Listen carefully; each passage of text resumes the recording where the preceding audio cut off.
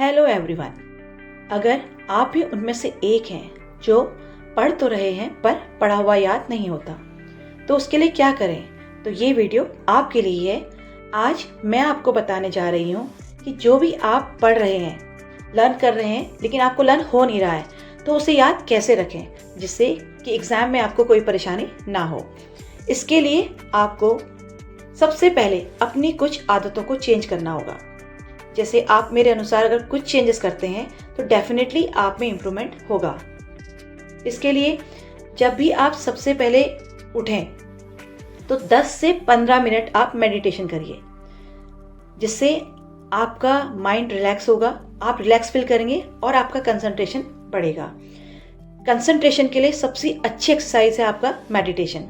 Meditation करना बहुत ज़रूरी है जिससे कि आपका कंसंट्रेशन बना रहे।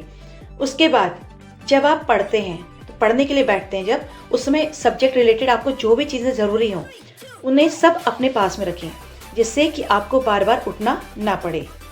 अगर आप बार बार उठेंगे तो आप डिस्टर्ब होंगे, आपका मन पढ़ाई में नहीं लगेगा। उसके बाद दूसरा, अपने आसपास ऐसी कोई भी चीज़ ना रखें जो आपके लिए आवश्यक ना हो, क्योंकि इससे सिर्फ आपका ध्यान डाइवर्ट हो सकता है, डिस्ट्रैक्शन हो सकता है, आपका मन पढ़ाई से हट सकता है। इसलिए ऐसी कोई भी चीज़ अपने आसपास ना रखें जो आपके लिए ज़रूरी ना हो पढ़ते समय।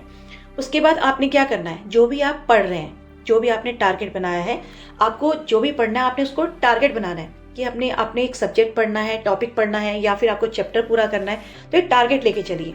जब आप टारगेट लेके पढ़ेंगे तो आपके लिए बहुत पॉजिटिव रहेगा कि आप उस टारगेट को अचीव करने के लिए पढ़ेंगे और आपका उसमें मन भी लगेगा। जब आप पढ़ते हैं, कोई भी चीज़ पढ़ लेते हैं, उसके बाद आपने क्या करना है, कुछ टाइम आपने रिलैक्स करना है। आप सोचिए, रिलैक्स करिए, आंखें बंद कर लीजिए और बुक को भी बंद कर दीजिए। और बंद करने के बाद बुक को सोचिए कि आपने अभी क्या पढ़ा है। दिमाग में ये सोचिए कि आपने अभी जो पढ़ा क्या पढ़ा, वो सारे पॉइंट्स आपने रिकॉल करिए। हो सकता है तो आप उसको लिख लीजिए। लिखने के बाद अगर आपको कोई पॉइंट मिस होता है तो उसको तुरंत उसी समय बुक देखिए और उसको फिर से लिखिए। इसके बाद आपको क्या होगा, सारे जो पॉइंट्स होंगे वो क्लियर हो जाएंगे। आपके दिमाग में ये रहेगा कि आपने जो भी पढ़ा उस समय वो आपको याद हो जाएगा।